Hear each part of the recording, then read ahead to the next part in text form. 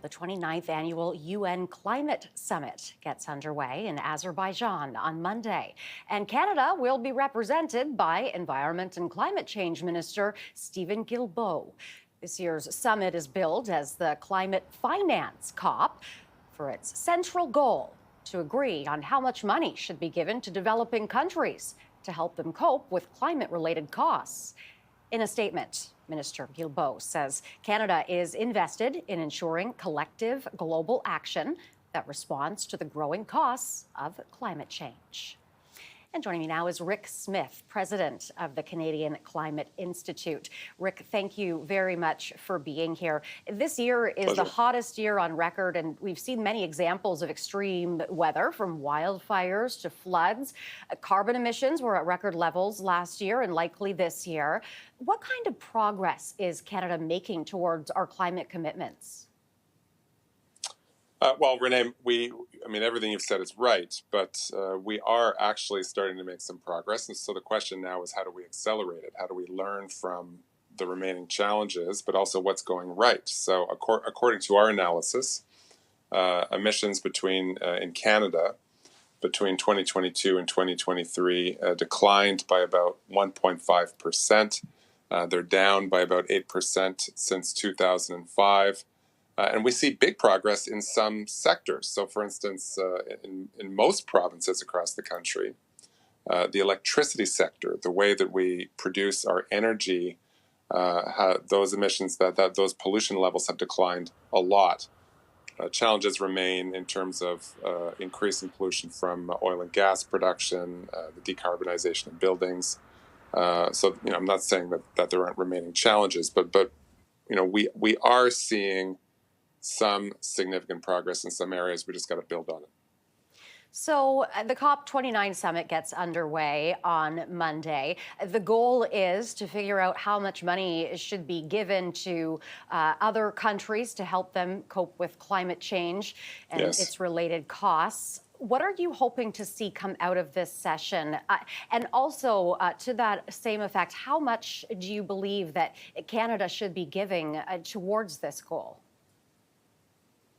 Well, climate change, of course, is the most global of problems. The carbon that we pollute here winds up impacting other countries and vice versa. So, the atmosphere doesn't respect national boundaries. So though it might sound odd to Canadians that we, for instance, bake more payments for climate change solutions into our foreign aid budget, there's kind of a logic to it, because what happens in the Amazon is going to affect weather here in Canada. So I expect to see some progress from this COP. As you said at the outset of this segment, 2024 is going to be the hottest year on record. I'm sure it's a topic of conversation across the country. How strange this weather is in November. It's warm, much warmer than it should be. So unfortunately, the things that are driving public concern for climate change, strange weather, terrible flooding in many parts of the country, incredible wildfires across the country, those things are going to persist. And I think they will continue to drive us towards some climate change solutions. As you know, climate has become such a political topic of debate here in Canada. A lot of debate over the carbon tax and whether or not that is actually going towards achieving our goals, to reduce the carbon emissions and that sort of thing. Yeah. Are we on the right path with the carbon tax? Well, I think there's been too much focus on the consumer carbon tax.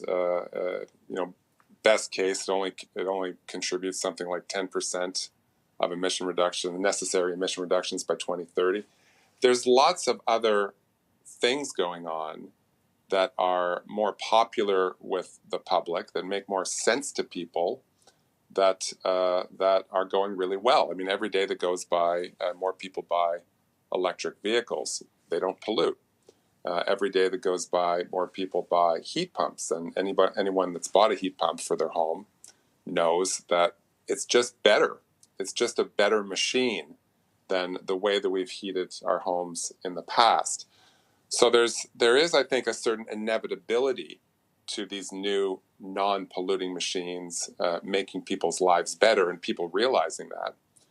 And so, regardless what happens with the consumer carbon price, there's lots of positive trends, technological advances driving this debate forward. Solar power is the cheapest type of energy production in human history.